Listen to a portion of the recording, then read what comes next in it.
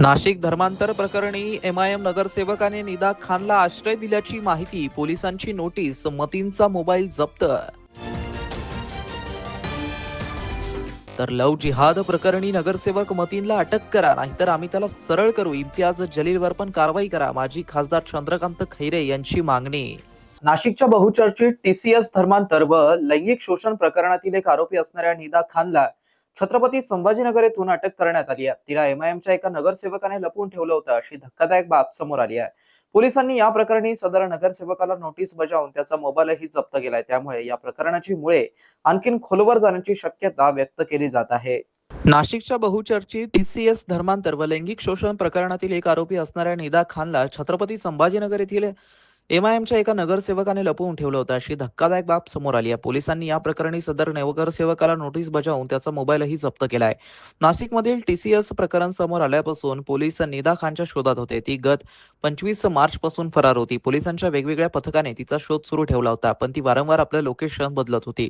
तिचे जवळचे नातेवाईक तिला लपवण्यासाठी मदत करत होते. याच काळात ती अटकपूर्व जामिनीसाठीही प्रयत्न सुरू केला होता, पण कोर्टाने तिला कोणताही दिलासा देण्यास साफ नकार दिला होता. अखेर ती छत्रपती संभाजीनगर येथील एका घरात लपून बसल्याची माहिती मिळताच स्थानिक पोलिसांनी वेगवान कारवाई करत तिला बेड्या ठोकल्या. निदा खानला बेड्या ठोकल्यानंतर पोलिसांनी तिला आश्रय देणाऱ्यांचा शोध सुरू केला.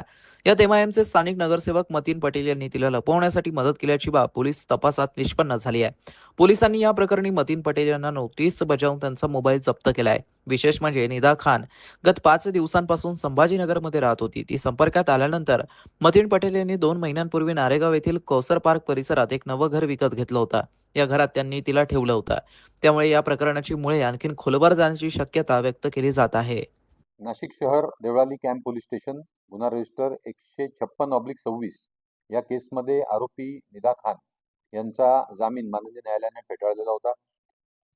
नाशिक शहर पोलीस व छत्रपती संभाजीनगर शहर पोलीस यांच्या जॉईंट ऑपरेशन मध्ये काल आरोपी निदा खान यांना छत्रपती संभाजीनगरच्या नरेगाव या परिसरातून ताब्यात घेण्यात आलेला आहे.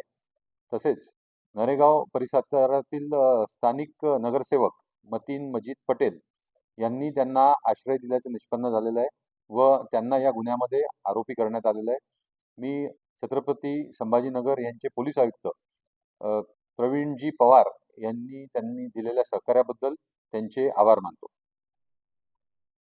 नाशिक येथील बहुचर्चित टीसीएस धर्मांतर व लैंगिक शोषण प्रकरणातील आरोपी शहरात लपवण्यासाठी मदत करणाऱ्या नगरसेवक मतीन याला पोलिसांनी अटक करावी, अशी मागणी शिवसेना नेते चंद्रकांत खैरे यांनी केली आहे. नसता त्याला आम्ही सरळ करू, असं देखील खैरे म्हणाले.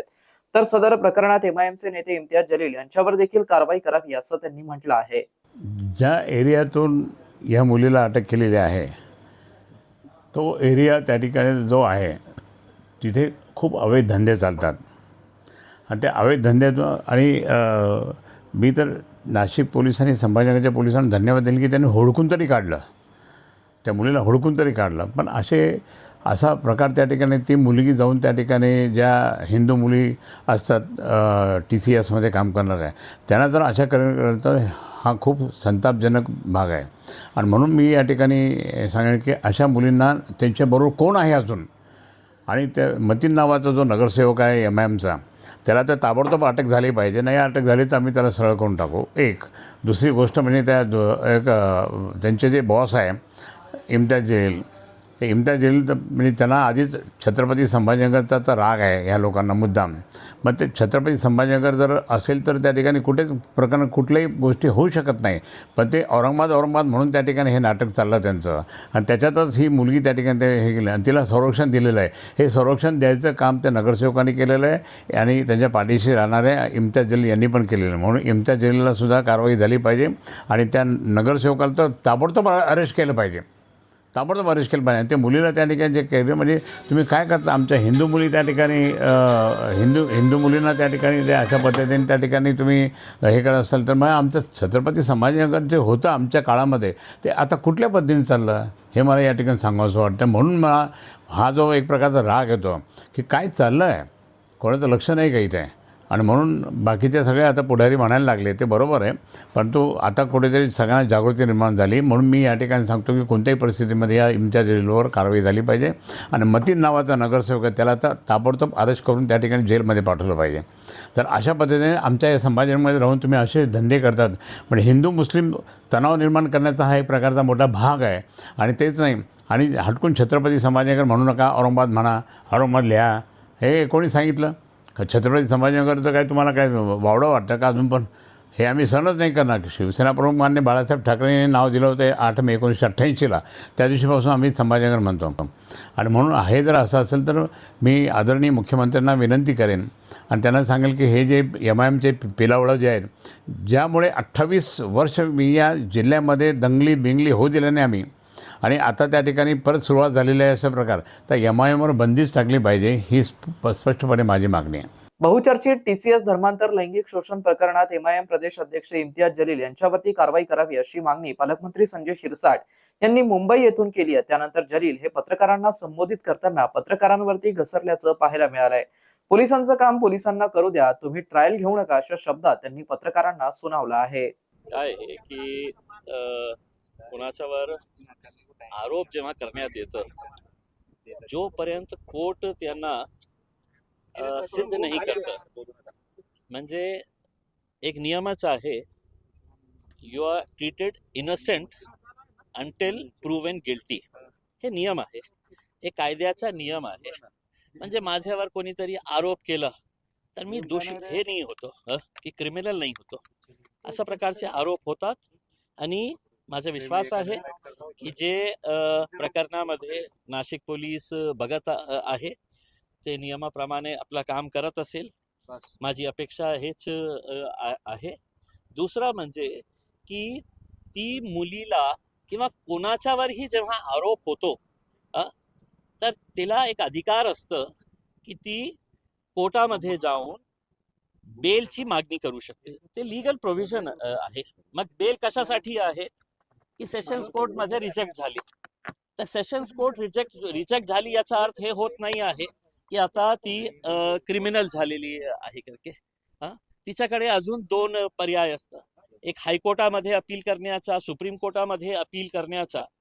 पण दुर्दैवाने या देशामध्ये मागच्या अनेक वर्षामध्ये आपण बघत राहिलेलं आहे की मीडिया ट्रायलमुळे, हे खूप दुर्दैवी गोष्ट आहे की मीडिया ट्रायलमध्ये अनेक लोकांना अशा प्रकारचे केसेस त्यांच्यावर लादण्यात येत आहे.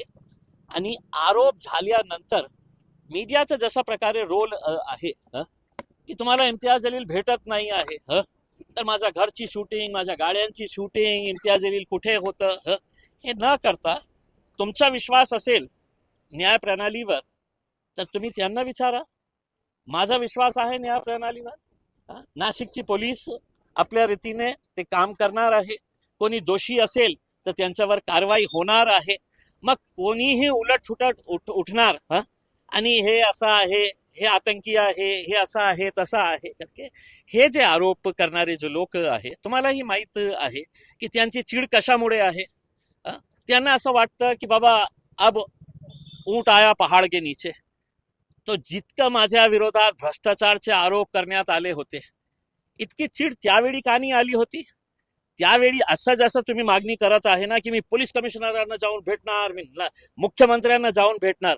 जेव्हा मी आरोप केलं होतं ना, तर त्यावेळी सुद्धा मुख्यमंत्र्यांकडे तुम्हाला जायला पाहिजे होतं आणि हे मागणी करायला पाहिजे होतं की मी स्वच्छ प्रतिमेचा आहे, माझ्यावर या माणसाने आरोप केलेले आहे, तुम्ही एक उच्चस्तरीय इन्क्वायरी लावा, CBIच्या मार्फत लावा. ते केलं नाही. आणि आता तुम्हाला दिसलं की भाई एक मुलगी कुठेतरी आमच्या शहरामध्ये सापडली, तर थेट संबंध इम्तियाज जलीलचा आहे. मग पोलीस काय करत आहे? पोलिसांना समय द्या ना. आणि आम्हाला पोलिसांना जे प्रश्न विचारायचे आहे ते मला विचारतील ना. आता दुर्दैवाने अब ये हो गया है कि किसी के ऊपर आरोप हो गया तो इस देश का मीडिया तय करेगा, आप लोग तय करेंगे. सुनिए मेरी बात, आप मेरी बात सुनिए. मैंने आपकी सबकी पत्रकारिता मैंने भी देखा है, मैं भी पत्रकार रहा हूँ. तो आप मुझे ये बताने की कोशिश मत करिएगा कि मीडिया ट्रायल इस केस के अंदर भी कैसा चल रहा है करके. इसमें मीडिया के अंदर ये हो गया है कि आरोप हो गया है तो बस फांसी के ऊपर लटका डालो करके उसमें। आप अगर समझ लीजिएगा, पुलिस को मुझसे कुछ पूछना है तो पुलिस पूछेगी, लेकिन आपको मुझसे कुछ नहीं मिल रहा है तो आलतू फालतू लोगों के पास जाके है तो आप माइक घुसड़ रहे हैं उनके मुंह में और कह रहे हैं की साहेब ये ऐसा ऐसा इसने बोला है उसने बोला है। मित्रांनो, ही बातमी तुम्हाला कशी वाटली आमच्या कमेंट बॉक्समध्ये प्रतिक्रियेच्या स्वरूपात नोंदवायला विसरू नका. अशाच बातम्या बघण्यासाठी आणि अपडेट राहण्यासाठी आमच्या YouTube चॅनलला सबस्क्राईब करायला विसरू नका. धन्यवाद.